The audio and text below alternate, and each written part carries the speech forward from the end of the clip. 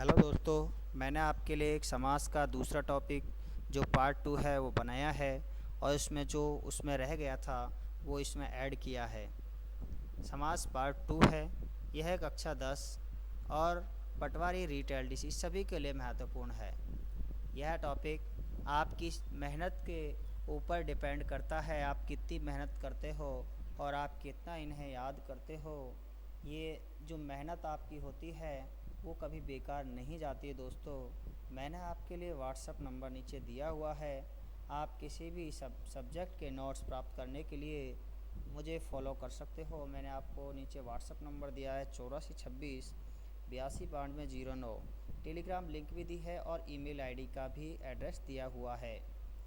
तो चलिए दोस्तों, इस वीडियो को शुरू से लेकर एंड तक देखिए। आपको कुछ पसंद आता है नहीं आता है, इसके लिए भी आप मुझे कमेंट कर सकते हैं। मैं यहाँ आपको संप्रदान कारक चिन्ह के लिए बता रहा हूँ। यहाँ पर संप्रदान जो तत्पुरुष समास है, संप्रदान जो कारक है उसी के नाम पर इसका नामकरण किया गया है।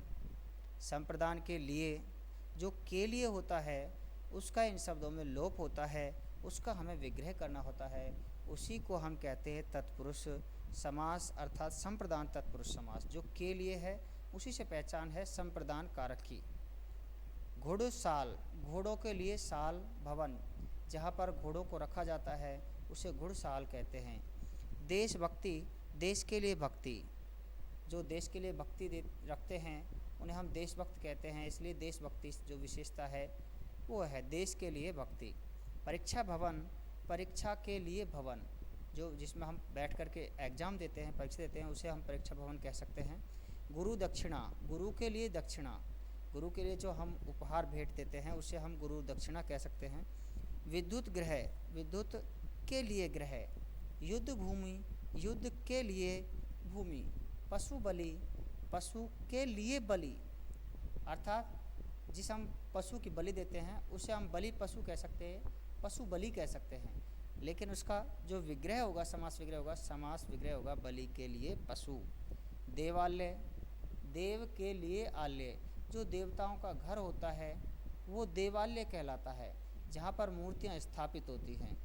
रसोई घर, रसोई के लिए घर, अर्थात हम जहाँ खाना अपना जो खाने पीने के सामान को रखते हैं और जहाँ पर खाना बनाते हैं उस स्थान को, उस जगह को हम रसोई घर कह सकते हैं।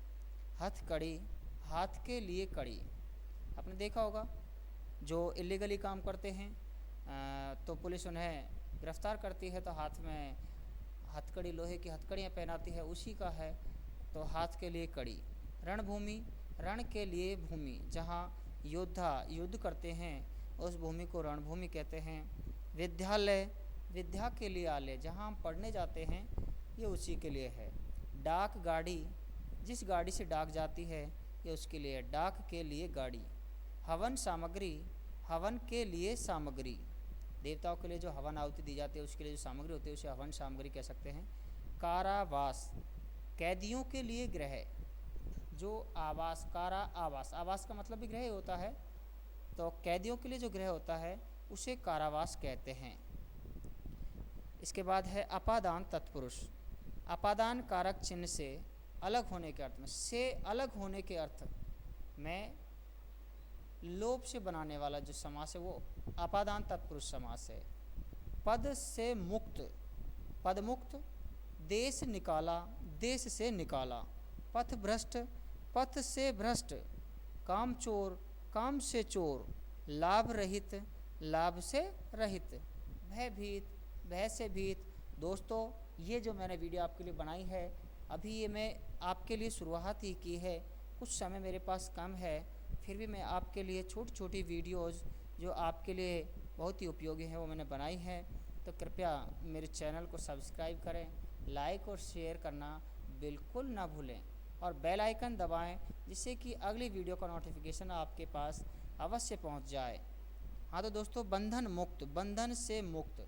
आदिवासी, आदि से वास करने वाला, जो बहुत समय से पहले से ही यहाँ पर रहता है उसके लिए आदिवासी। सेवा मुक्त, जो सेवा से मुक्त हो जाता है, अर्थात हम जिसे इंग्लिश में रिटायर्ड कहते हैं।